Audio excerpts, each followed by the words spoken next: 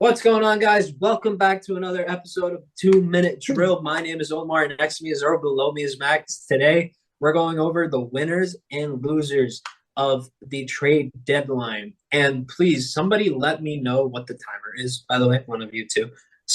One of you got to I can keep track of the me timer. today.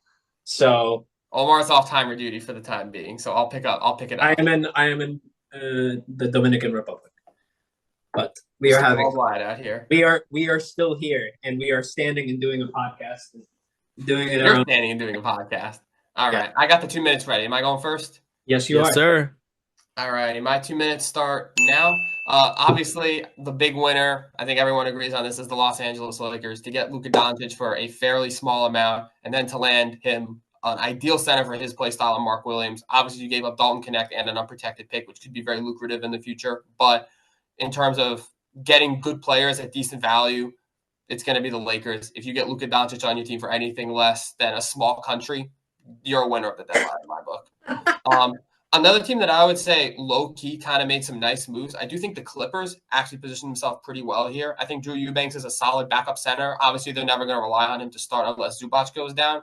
But to land him and to get Bogdanovich from the Hawks for only Terrence Mann, who had kind of fallen out of the rotation, and Bones Highland, who's not really an NBA player anymore, I would say that the Clippers kind of made some very sneaky moves there. They don't shout winners to me, but I think they did a very good job this deadline doing what they could to put a decent team around Kawhi and Harden.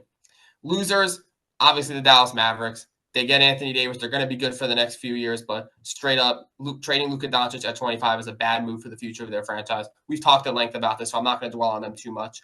Another loser I will say is the Chicago Bulls. Unfortunately, they were not able to get too much back for Zach LaVine. Getting their own first-round pick back is a good step. It's a good piece, but to land basically no good young talent that they're passionate about, Trey Jones is fine, but they already have point guards. Kevin Huerter, not really a piece for the future. It didn't feel like they got a heck of a lot for Zach LaVine. I know he was a negative asset last year, so to get anything is technically good, but I think coupled out with the fact that Vucevic is still on the team, they didn't find a suitor for him. This to me seems like a deadline that, once again, Bulls fans are not going to be happy with. In terms of another team that loses, I'll be honest with you. I think Golden State. I mean, this one, the jury's out for me on this one, whether or not they are actually losers, but I don't think Jimmy Butler moves the needle for this team. It's nice to have Steph Curry some help for once, but I don't think this pans out very well down the line. And that's my 2 minutes up. Bet. Yeah. That timer gives me PTSD. Let me reset, and then Earl, it'll be all you. All right, let's cook. All right, guys. So, sorry, I just seen something. Is my time starting now? Oh, I'm fault. I didn't know you started. Yeah, all so right, I'll reset for you. Reset. My fault. All right, go now. All right. First of all, my first winner of the trade deadline is the Cleveland Cavaliers. They were able to add another scorer. I felt like they were kind of missing another small forward to pair with Darius Garland, Donovan Mitchell, and DeAndre Hunter is just that. He's having, honestly, one of his best seasons of his career after kind of closing off last season, really, I don't want to say bad, but kind of mid towards his expectations. That was a great move for them. Another winner, obviously, the Los Angeles Lakers. I mean, we got Luka Doncic, we got Mark Williams. Although I will mix Max Christie. I mean, we got Luka for the next 8+ years, and Mark Williams is only 23 years old. 23 years old as well. So that's my other W. Other than that, I don't know if there's any more like huge winners. My losers, though, gotta say the Hawks, man. I'm disappointed in the Hawks. They pretty much gave up a lot of their core pieces, and somehow Clint Capella survived. How? I have no idea. Probably because nobody wants him, respectfully. I feel like he should have been the first person out when they were shopping people. But Trae Young, once again, has no help, which sucks. They gutted his roster, and I do not expect him to be on the team past the summer. My next loser, I feel like, is probably the Hornets. I think Mark Williams was a good pairing next to LaMelo Ball. They actually looked good when they played together. It is a little bit interesting the way they're building that team. I know LaMelo just signed that huge contract as well. I don't see him moving, but at the same time, that can't make him feel too confident about the future in Charlotte. But other than that, I think those are my kind of two biggest winners and losers of the trade deadline. And yeah, I think that's where I'll end. I'll let Omar take over after that. All right, you're giving him 20 seconds. You didn't even need the full time. All right, we're going to pass it on over to Omar. Omar, your 2 minutes starts now. Yeah, so a clear loser to kind of start off this little thing is the Warriors. That's the one thing I kind of agree with you guys on. Not to mention though that Jimmy Butler did sign an extension with them, 2 years, 121 million. It doesn't really make sense in my opinion.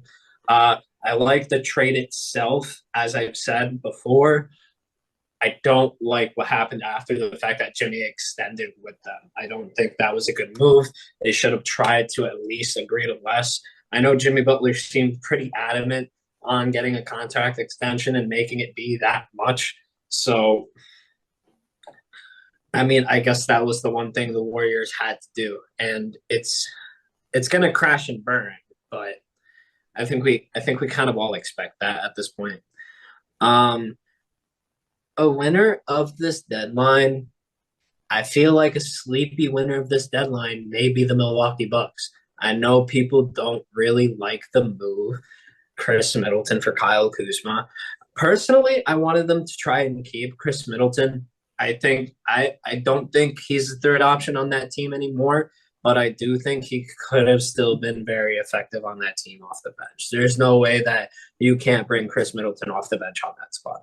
So I feel like Kyle Kuzma is a very good number 3 to have on that roster with Giannis and Dame.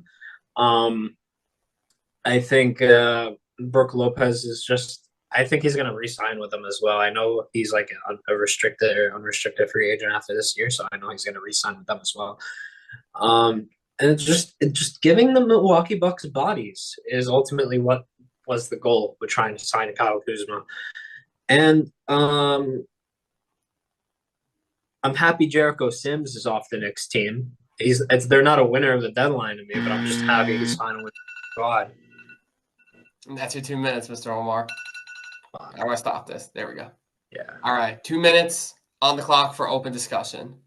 I did want to start off by saying I disagree with Earl's take that he said earlier. It was I remember I disagree with it. I don't remember the team. Disagreeing and can't remember The is absolutely the insane. Hornets. Yes, it was the Hornets because I think they're trying to find a way to actually build that squad through the draft. I know it sounds insane. I know it sounds a little crazy, but Mark was through the draft though. Taking for years. And they have good players: LaMelo Ball, Brandon Miller, and Miles Bridges. Miles Bridges may be like a number 4 on that squad, but I don't think on this team past like the offseason. I don't think he's going to stick around much longer. You don't think personally? I think he gets moved soon. But I mean, I see what you're saying. I think the only thing is how long is LaMelo going to stick around? I think that's the only. That was my only point. That 2031 Lakers pick comes into fruition. What center does the Charlotte Hornets have? Is it Musa? Nurkic now. Oh, they have Nurkic. It's Taj Gibson.